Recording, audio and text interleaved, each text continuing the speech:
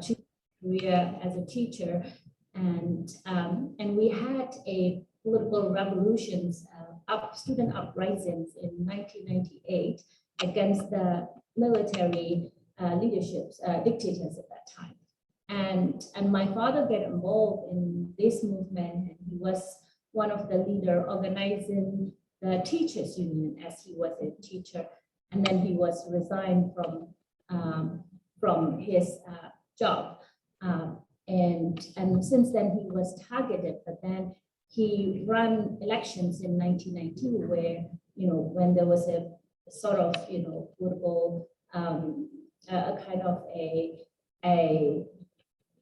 fake political transitions by the facilitated elections by the military in 1990. So my father ran elections and he won.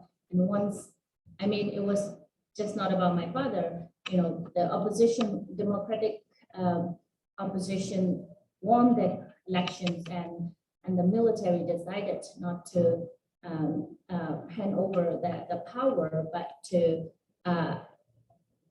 stage a coup like now. Basically detain all the political winning parties, political leaders, targeted them, by detaining them, or in many other forms of threat and intimidation. So my father was once arrested for a couple of months, and luckily he was released. But then, as a Rohingya, he knew that he would be targeted more than others.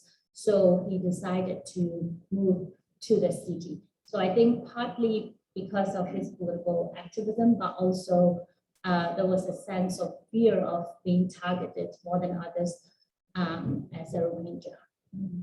So, I mean, let's back up a little bit. You're talking about the 1990s. What about 1982?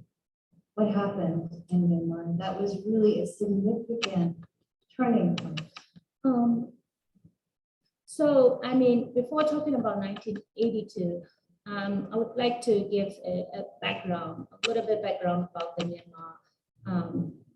Myanmar. So Myanmar was under British colony for a century, and we gained independence in 1948.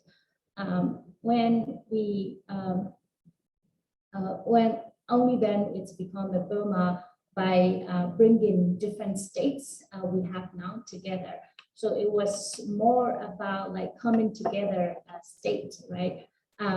But after the independence, the leadership, Burmese leadership, majority of them are ethnic Burman, treated different ethnic communities differently, like basically didn't treat the different ethnic communities equally. However, for about 10, 15 years, until like 1962, or at least until 1965, Rohingya were somehow not, I wouldn't say we were treated equally, but like many others, we were also not respected. We were treated indiscriminately. However, Rohingya still had full rights, equal rights, as sort of equal political rights as other ethnic communities. For example, Rohingya were considered as full citizens or bona fide citizens, and we had political seats at the parliament and at the ministerial level, and etc. But then we had a military coup in 1962, and the military started to use propaganda, started to use divide and rule tactics, and started to look into the ethnicity and religion more deeply.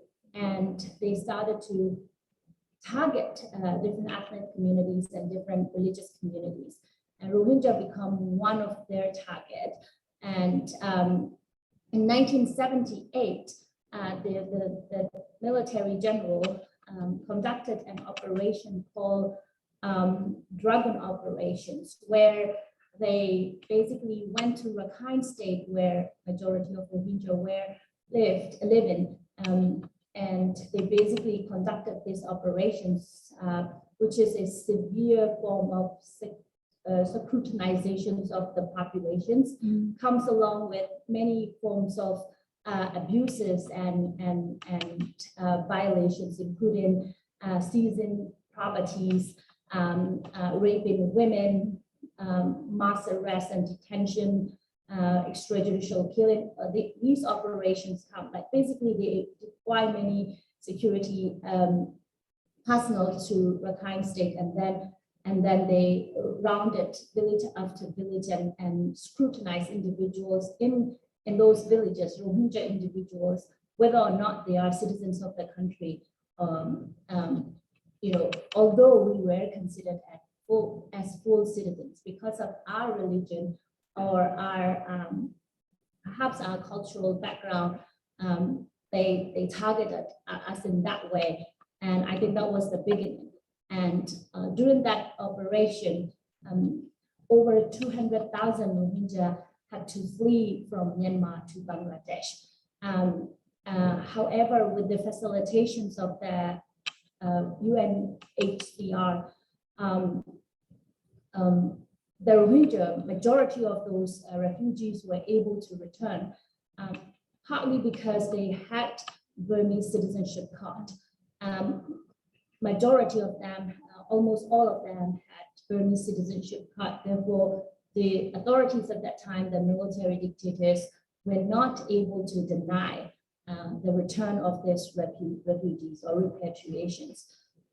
So then we learned that the dictator general, military general at that time, wasn't happy about that processes. He did not want to receive the refugees back, right? So that they come up with these policies and more strategic policies to remove Rohingya citizenship rights, where they enacted or drafted a new citizenship law in 1982.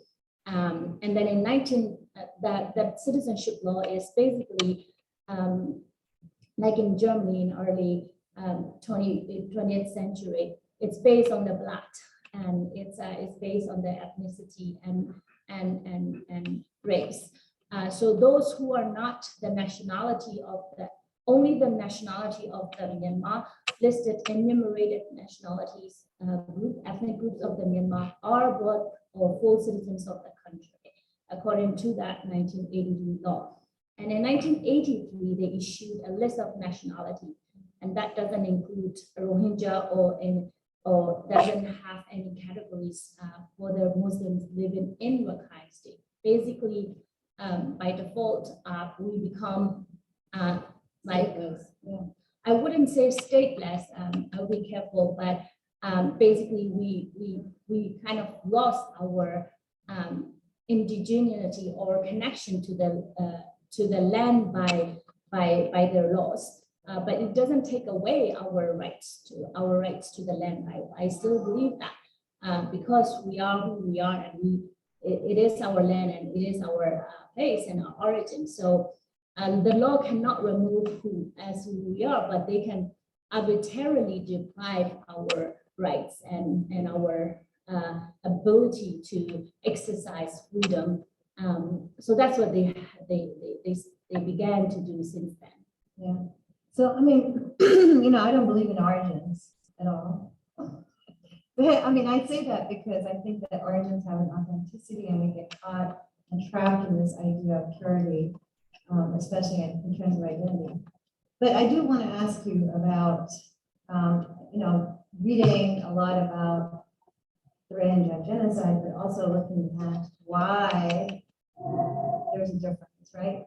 Why do people differentiate the Rohingya from others? I'm not talking just about religion, but also ethnicity. So can you shed light? I mean, you're the source, you are Rohingya. How would you say, well, where was my ancestry from? There are some scholars that say the ancestry can be from India or Pakistan. Some say that ancestry is from the Arabs that came into Myanmar. So how do people define themselves, I guess, is my question. I think when you ask a lot of Rohingya, we would define ourselves as Rohingya and ethnic nationality or origins of Rakhine State in Myanmar. I mean, it's become Myanmar like over 100 years ago. It wasn't Myanmar before. It was, before that, it was Rakhine Kingdom for a couple of hundred years. And then before that, it was part of the Indian continent. It was part of the India. Mhm. So we don't deny that we are, we have, the ethnic racial lines of Indo-Aryan, and we accept that, and we know that, and we're proud of that. But it doesn't mean we cannot be Burmese, or we don't belong to the place we have lived for generations, or our ancestors lived for, have been living. When you go and ask Rohingya, we don't have ancestors coming from Arabs or India or Pakistan or even Bangladesh. And nobody, I have never ever seen that any Rohingya have said our ancestors are from Bangladesh or Pakistan or India or Arab, None of us had that track record anymore. Some of us may have come from, for example, Arab settlers or pilgrims to Rakhine, but it could have been like very, very long time ago. We don't have any trace or any record of our ancestors coming from elsewhere. And I think that's why a lot of Rohingya are very strong in terms of resisting the propaganda that we are alien and coming from somewhere else to Myanmar. And that's why I think, although people have been subjected to very, very severe form of persecutions and dehumanizations for decades, not just for a couple of years, it's like for entire generations, but they're still keeping their spirit and their value within them because they know who they are. Yeah, I mean, for me, think about a lot of issues we have here in the United States in terms of race, the kind of, denial of African-American slavery, the denial of the Native American genocide, the recent Muslim ban, made my own daughter feel like she is not American, she doesn't belong. So these are these moments that we have, that there's something part of the fabric, and somehow you don't have it, right? So we have these issues here as well, yeah, that are coming, and you've seen it, and you've experienced it living here in the United States now. So let me just turn towards, just a personal kind of frame about, my God, wait, you were incarcerated for 7 years, and I can't imagine what that was like. Do you want to tell us just a little bit? Anything you're comfortable with, and how you accomplished so much while you were incarcerated? That's always a tough question. I grew up in a very interesting family. My mom is very, very conservative and religious, and my dad is super liberal. However, I have all of this, teaching by both parents, right? And when I was younger, I was told that only bad people go to the jail and get punished, right? Like, as someone who is a teenager, I still have that thinking in the back of my head. And when I was in prison when I was sentenced to 17 years, at the age of 18, I was like questioning myself, whether I'm a good person or a bad person, whether I committed any crimes, etc. And I was questioning everything, from the religion to the government, all of this with this little mind.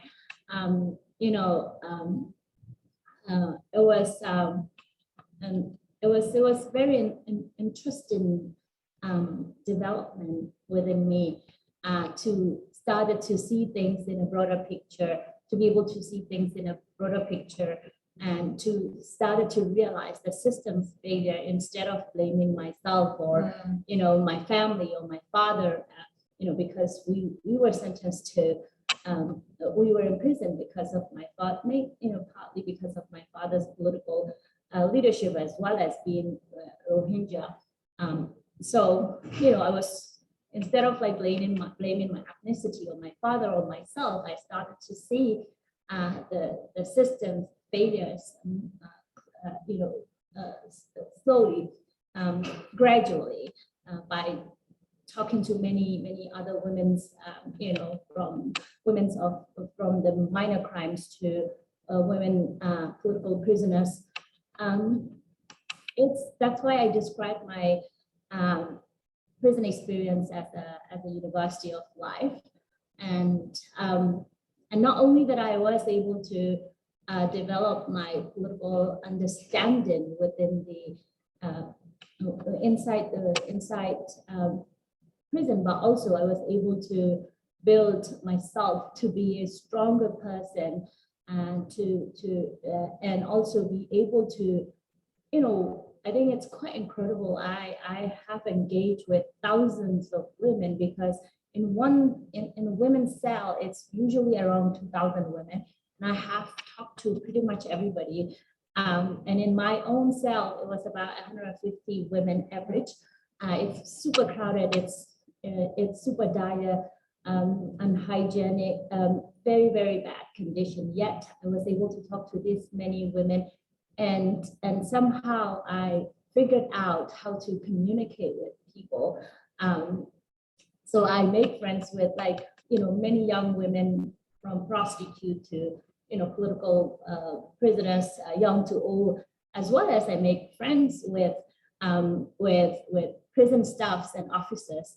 And once I actually borrowed prison manual from a prison officer in my prison in our part, and she was also a young person, about I guess 25 or 30 years at that time, and I become friends with her. And I said, I was just admitted to law school, so I want to study law, and if you could borrow me the prison manual. It was illegal at that time. We were not even allowed to read inside the prison until after 2 years of imprisonment, until 2007.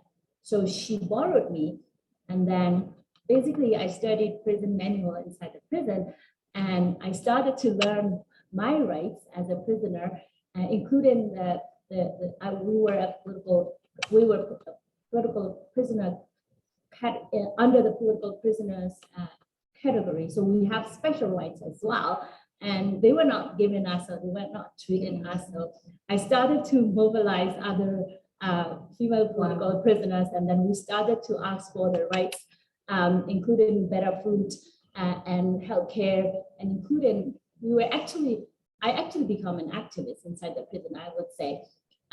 We were able to actually abolish some of the colonial system that the prison was practicing. For example, lining up for food, or lining up for shower, and it's not in a normal way of lining. You have it's a lot of humiliations along these processes, right? And also like portion systems, like they used to give prisoners a small portions of rice for each. But then we said, we complained and we argued with the prison officers and prison staffers that some people may eat may want to eat more, and some people may want to eat less. These portion systems for food doesn't make sense, and you have to change. And it was a long battle, and we were able to fight, and later on they abolished it. So basically, was the experiences, I think, now each and every day was so hard. Every minute, every second was so hard to pass as a young person, being stopped from educations and your future. But then now I reflect back, all these years where, I'm so grateful for all the experiences that I had, and that's, basically is who I am today. It's something good out of, really tragic time of my life. Wow, I mean, thank you. That sounds incredible. And the fact that you got a manual, right? You got a book to read. That's like, you know, That's incredible. it's huge, Yeah. right? Amazing. So wait, so after being incarcerated, you were released, and then what? That was in 2012, correct? Yeah. So when I was in prison, I was a teenager and I had to stop my schools and you know, it was I thought it was extremely unjust against me. And as I said, I saw many other young women who could have been going to the school and they were put in prison, whether for due to the lack of due process or due to the you know, corruptions or political repressions for those who are the political prisoners. So I thought, you know, I have to fix this system.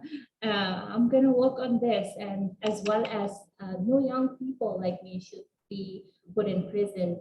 And I thought that was my kind of like thinking inside the prison. But then when I came out, we were released under the conditions, under the presidential amnesty during the so-called political transitions in 2011. We were released in 2012.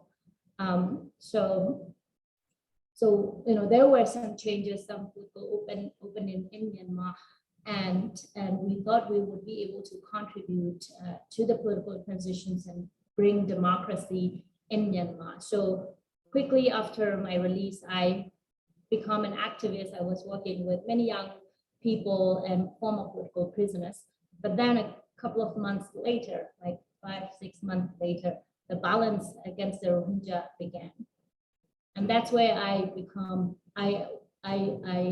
aware of how serious is the situation in Rakhine State and how the prejudice and hate against the Rohingya has been deeply rooted among the many people in Myanmar. My colleagues, the former political prisoners, the people that I work with, started to question me of my identity and asking me, you know, like so strange questions, including where I come from and, you know, about my parents, my identity, my legal status, and etc. You know, growing up, although I knew that, you know, Rohingya were, being a daughter of a Rohingya politician, I knew that Rohingya were persecuted, but I myself, and growing up in the city, among the many Burman Buddhists, Burman majority, I never thought I was different from others because, you know, I was so integrated to the society, and I never thought one day my legal status or my identity would be questioned, and my people that I love and I trust and I respect would question me see me differently and would question me of my identity. And that was heartbreaking for me. And I realized, you know, the gap of knowledge in this, knowledge of the Rohingya. And I also started to see things more clearly around how different communities were so distant from each other due to the previous, you know, military dictatorships and closeness in Myanmar. You know, things has only opened up since then in 2011 or 2010 with the development in technology and social media, as well as political opening. Before that, prior to that, the country was so close, even among each other within Myanmar. So for me, I didn't see these individuals or groups promoting hate or individuals who are prejudiced against me and my community as a mistake. I started to see the systems that is, or the underlying causes that we have to address. And that's what I started to tackle with my very, you know, within the very limited space and resources in Myanmar. So I started to organize Women's Peace Network when I see the hate speech online, it's basically like a bunch of dudes, promoting hates against each other, and dehumanizing Rohingya in many, many ways. And I started to realize that, there is a need for a sort of humanizing Rohingya, telling human story, showing up, and as a woman, I see that, I can use this as a strength to show the larger Burmese community that we are also human, and we are also,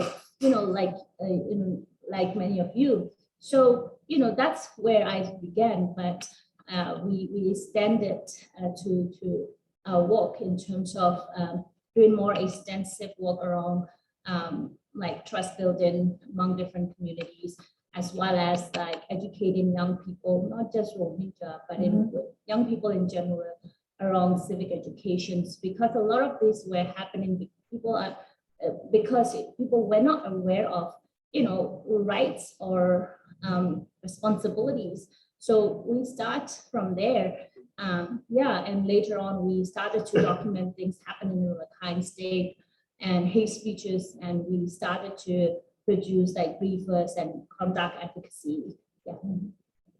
Yeah, I mean, I've been following this, and even through social media, which I think I use very well, right, to document what was going on. I guess my question as a religious studies professor, somebody who teaches Islam and Holocaust and genocide, especially in the United States and also in Europe, there are all kinds of perceptions of different religions. And one of the perceptions that people have of Islam is that it's terroristic, it's, trying to cause trouble, trying to take over, with our population explosion everywhere. And then with Buddhism, right, which you're familiar with, which you've been living with, is the opposite, right? This is a peaceful religion. People have Buddhas in their homes here in the United States. You won't see a lot of Allahs or, any calligraphy, Quranic calligraphy. So I guess, just for religious studies or just thinking about religion and the function of religion in the world, really, not just here in the United States, how do we see this? This is kind of shocking. These are, Muslims are troublemakers, right? They are, constantly creating some kind of wave in the world. But Buddhists, how is that possible?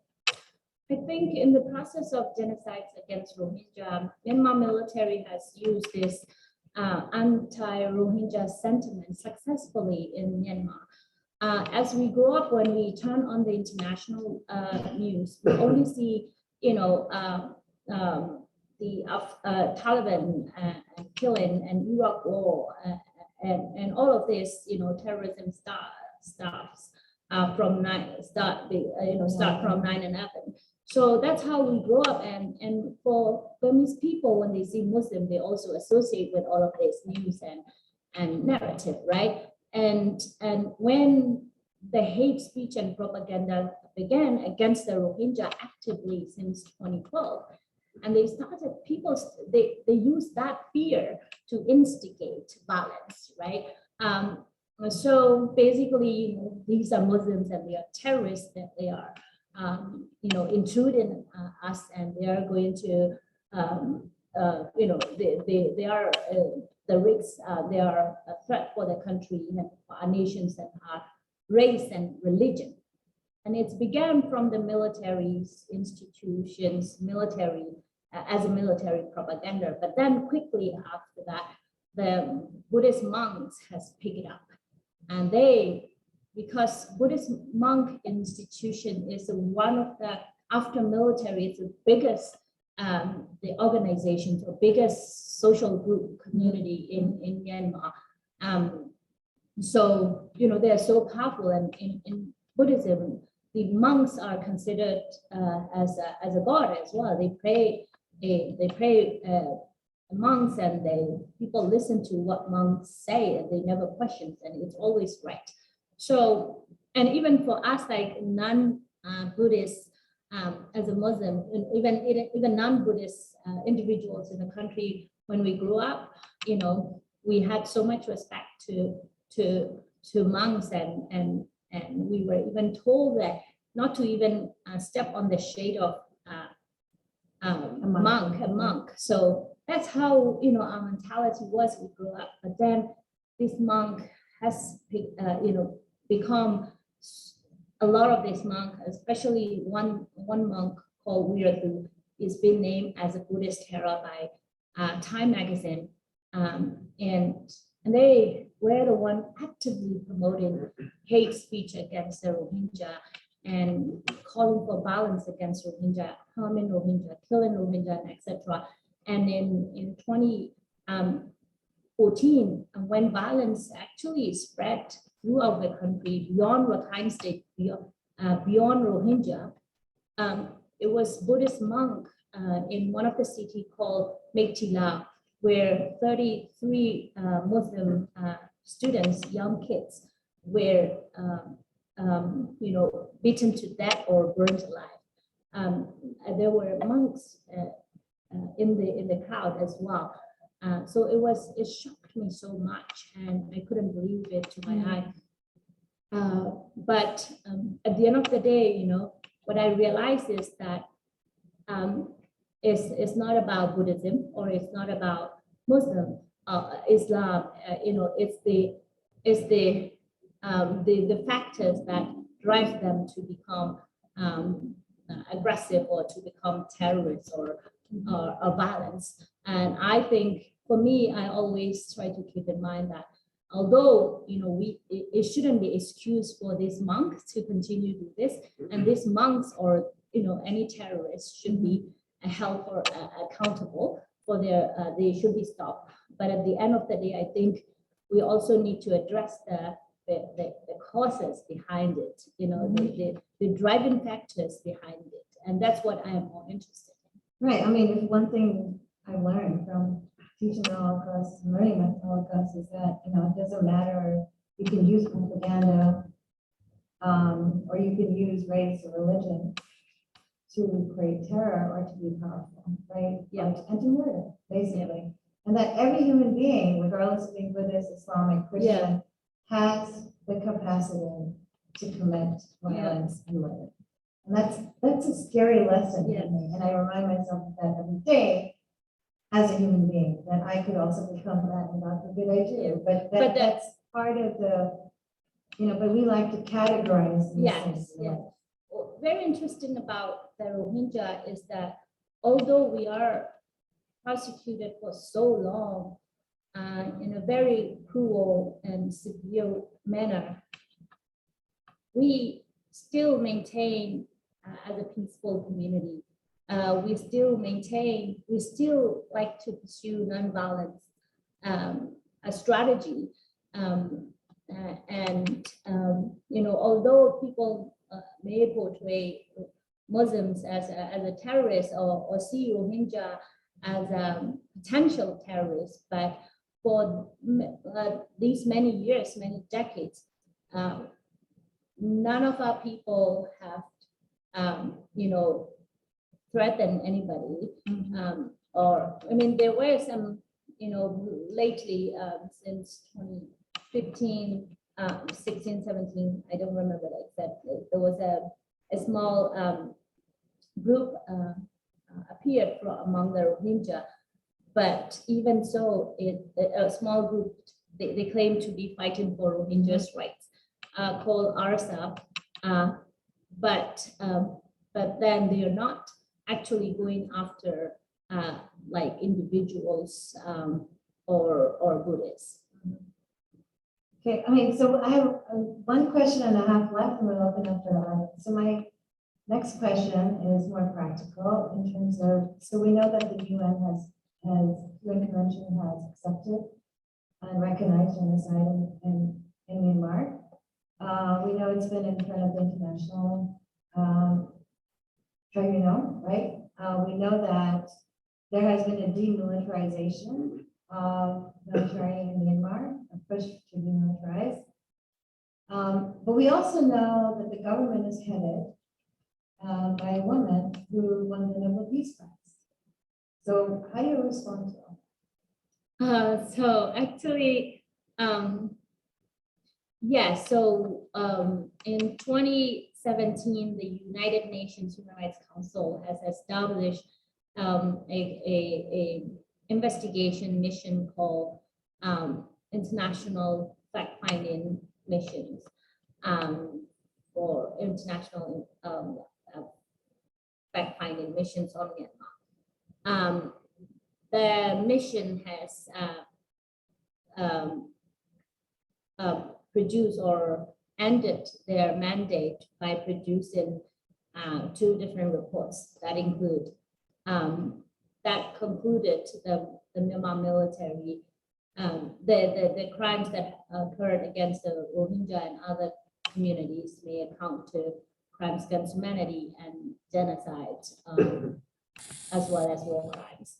And after that, the United Nations Human Rights Council, with the approval of the General Assembly, actually established a new mission called International Investigative Mechanisms on Myanmar. So that mission is now active, and they are actually documenting human rights violations in Myanmar and preparing a case for the future prosecution. That is ongoing by the UN from the United Nations sites.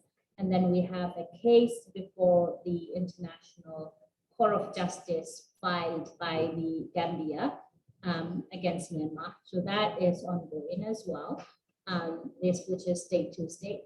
And that's fascinating, like Gambia. Yeah, that's a little country. Yeah. Why it's very interesting why the big nations, like big states like United States, our United States is, or many other big nations, powerful actors are silent or reluctant to take action. The small nation like Gambia stood up and take action.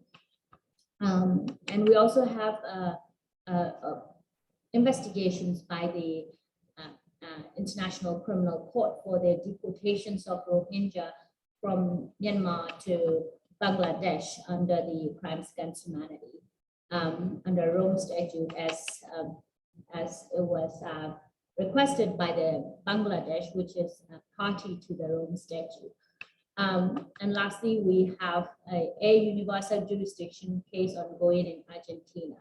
So these are recent universal international development on accountability processes, but these doesn't actually address the entirety of the crimes committed by the Myanmar military or Myanmar against the Rohingya. So we really need to be able to address the accountability issue in a more comprehensive and holistic manner.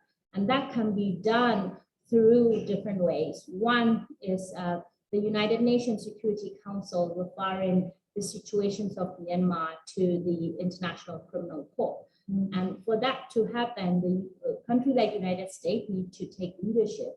And country like United States need to recognize the crime by, even if they cannot take leadership or they are slow to take leadership at the UN Security Council, they can start from within domestically by recognizing the crimes against Rohingya as genocide as it is. The US State Department actually have conducted a very long research and investigations on the Rohingya. And they have actually all the evidences, and their research team has suggested or concluded that these are the crimes may amount to or they found the elements of genocide in these crimes. But the US State Department and US government is very still not actually or slow or not actually has not actually recognized it yet. So one thing that we are calling for is the US government to recognize Rohingya genocide as it is, make the atrocity determinations and designate the crimes as it is, so that there can be more push for the accountability, and that there can be more responsibility for the US government to take actions to end these atrocity crimes, to end this human suffering.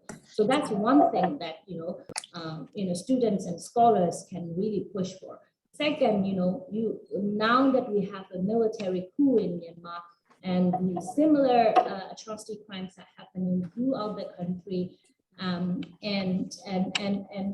I would encourage the students and scholars to really pay attention to Myanmar, raise awareness about the situations by using social media and other platform you may have, or by publication, or any other platform you may have. And also as citizens of this country, you can actually write to your representative to take actions against on Myanmar. There is a legislation at the US Congress called Burma Act. We actually need that act to be passed. So you can write to your representative and call them to pass this Burma Act. So there are many things that you can do with your platform and your voice. And also there are other ways that you can actually support. You can donate to the Rohingya or Burmese democracy movement now, or you can actually donate your time. You can come and volunteer with us, or you can use your intellectual or academic experiences to help us with different things.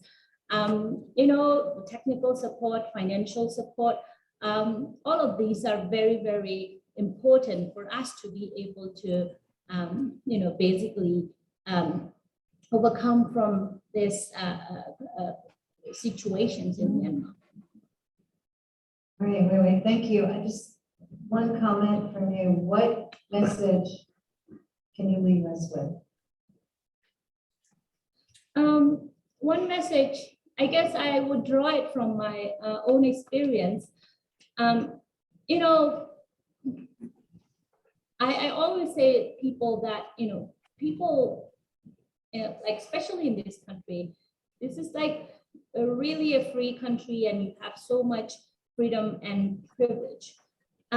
People like us coming from this repressive society and under repression, we still dedicated our life to change our society and to bring freedoms and end human suffering.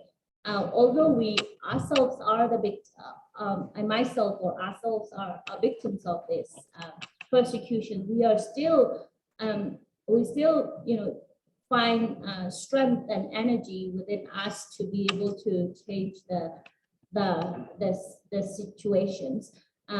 But for you, you are in a free society. You don't have to put a lot of effort to make a bigger impact and to help people who need help. So, use your power, use your privilege, and do something to really, help people who need your help to find them free life. Thank you so much. Let's give them a hand.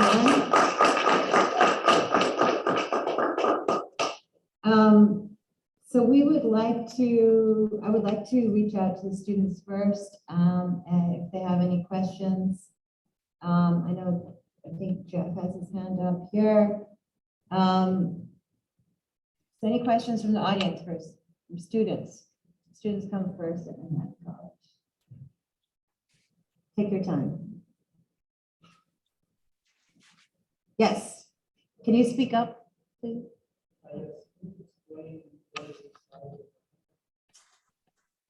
Okay, the question was, can you explain what is the Burma Act?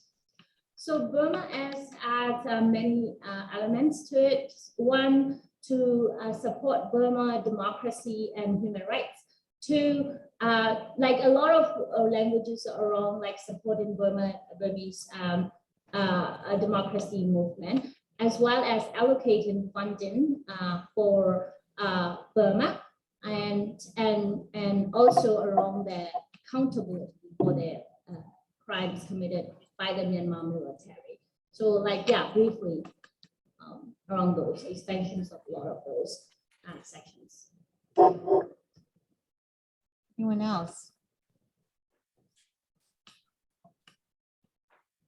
No? Yes.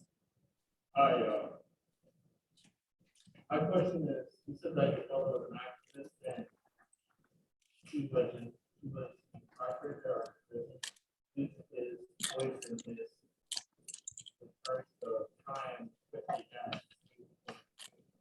You also said that you were also incarcerated here.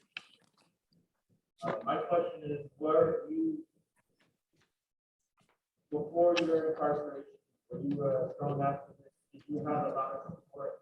And when you were in prison, did that support increase upon coming out? Did you bring a lot of people with you?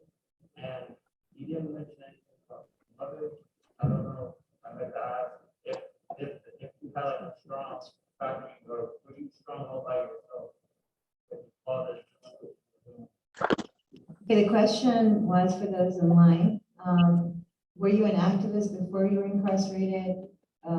Did you become active while you were in prison? Did you bring activists with you? And then you haven't said much about your mother. Yeah. So so we were in prison as a family. So my mom, my dad, my sister, my brother, and me. I was just about 18. So I wasn't an activist. I was simply a daughter of a politician. And my father was a political leader. He was actually, part of the reason that my father was targeted was because he made alliance with pro-democracy leader at that time, who is Aung San Suu Kyi, a Nobel laureate. So he joined her as a political elite political leadership during this pro-democracy movement in after 1990s. So that was part of the reason he was targeted. So I, growing up with him, I had quite stronger understanding of country's politics, political situations at that time as a young person, but I was not an activist. I was just a student. I become activist after my release. My mom is I don't know how to explain. My mom is like, she's very quiet, and she's like, in a conservative society, she's like a strong mother, but she does not play, like, she's not an activist or a politician. She's like a housewife, I mean, a lot of women still are, a lot of women even today have to play just a housewife role due to the many factors that exist in our society, right? So my mom is just a housewife, and she's very, very supportive of my work and us. She's a very nice, quiet person. Yeah, don't forget housewives do a lot of work. Yeah, I mean, They're not just housewives. true. I mean, they have, but in many situations, it's not that their choice to be just to do housework. They may want to pursue other life, but they didn't have, due to all of this patriarchal culture. They didn't have choice or privilege. Yeah. So I have a question from the chat. So wait, are there any sanctions placed on Myanmar for the genocide that are separate from the sanctions over the military coup? Honestly, it is very disappointing to talk about sanctions. When genocide was happening against the Rohingya, the US government did nothing, even lifted the sanction. And to support the democracy movement, which was actually orchestrated by the military. to maintain their power or to kind of, to secure their role in the country.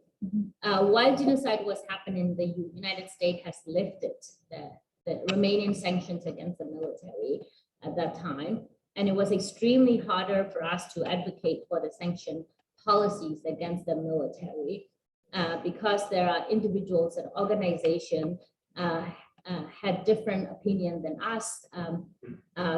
Many, including Western organizations and individuals, academics, things, the world, including United States, should engage with the Myanmar government and military as a whole to gradually change them to bring democracy in Myanmar. But then we were reminding them that you cannot actually bring democracy, while genocide is happening in the backyard. You cannot build democracy with the bones and bloods of Rohingya. You need to stop that. It's when you dismiss or undermine these serious crimes, there is no hope that we will be able to build any sustainable democracy of future. And we were right. Now we have a military coup, and that's the result is so. But now the United States and many other countries has been imposing some sanctions against the military and its businesses.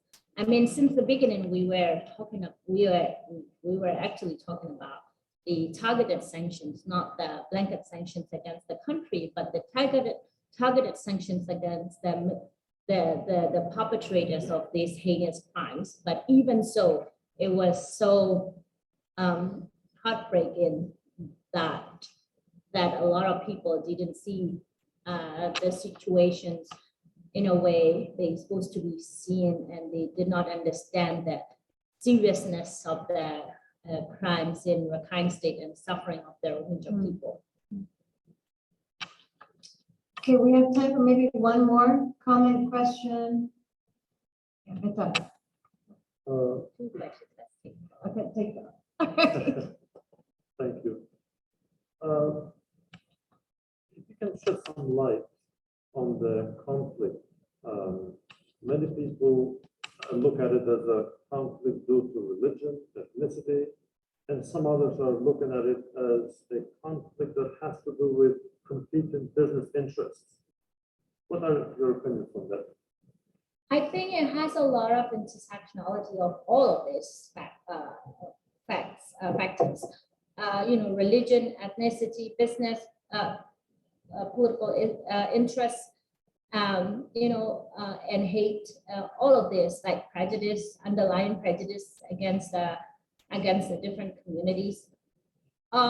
In combinations of all, it's become stronger and powerful. I don't think we can categorize one at this stage. And military has definitely profited from genocide. They were able to control a lot of the lands, and they were able to continue the projects with China and India, etc., on our land. So they definitely profited a lot. So it's a lot to do with business, as well as the religion and ethnicity has been used to make those profit in all of these situations. So religion is used as a tool. As a tool to obtain to achieve their goals, which may be business interests or political interests, or simply hate or to destroy or to harm this community. My question is about religion also.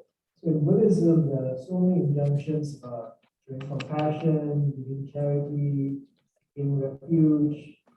And the Buddhist community in Southeast Asia is also very large, with Thailand, Vietnam. So what are other Buddhist communities within Myanmar, outside of Myanmar, for condemning these actions against the Rohingya by people like Activism and so forth? there were some Buddhists actually speaking up for Rohingya.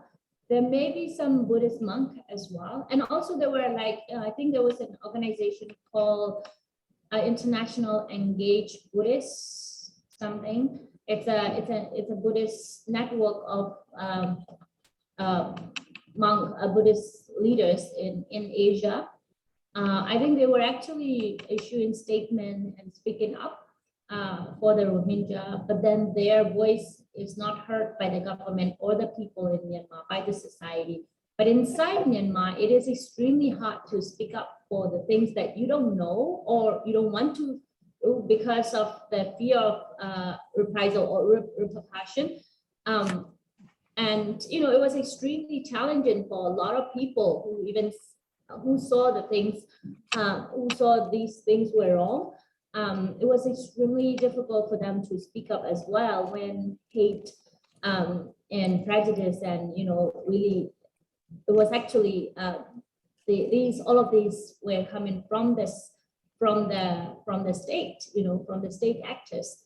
It was extremely hard for individuals and organizations to stood up because they've been marginalized or they could be attacked. So it was a challenging environment. But now, you know, when people started to see things more clearly, now more and more people have been showing support to Rohingya and you know, like even saying like apologizing Rohingya on social media, etc. You know, there are more understanding of the situations happening after the coup specifically, and I see this as a silver lining. And you know, we still have to do a lot of work.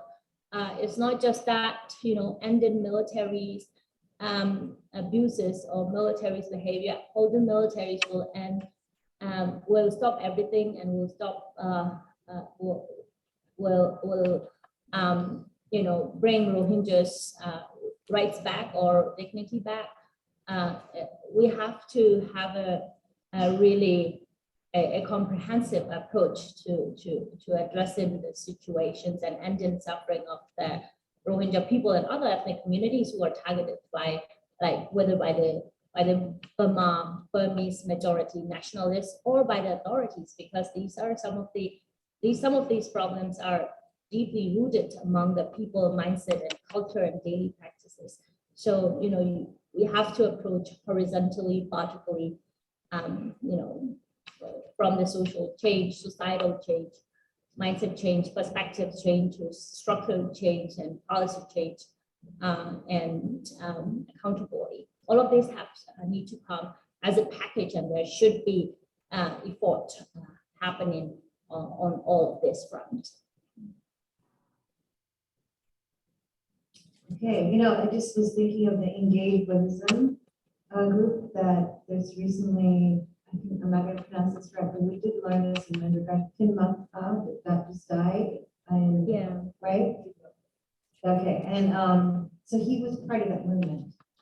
So he would be one of those voices that would say, no, be compassionate, you know? So it was a big loss really to the world, his death. And his relationship with Martin Luther King is pretty amazing.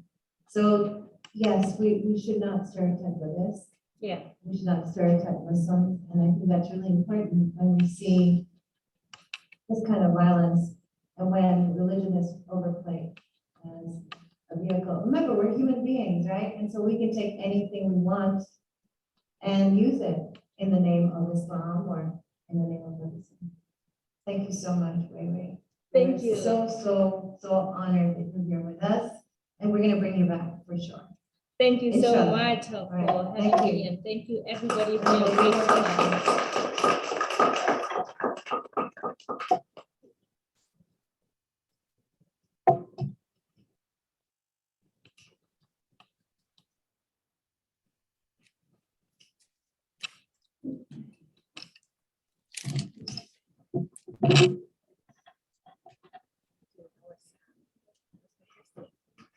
Wasn't it just, this way it was better. Oh, yeah, it was, no, thank you so much.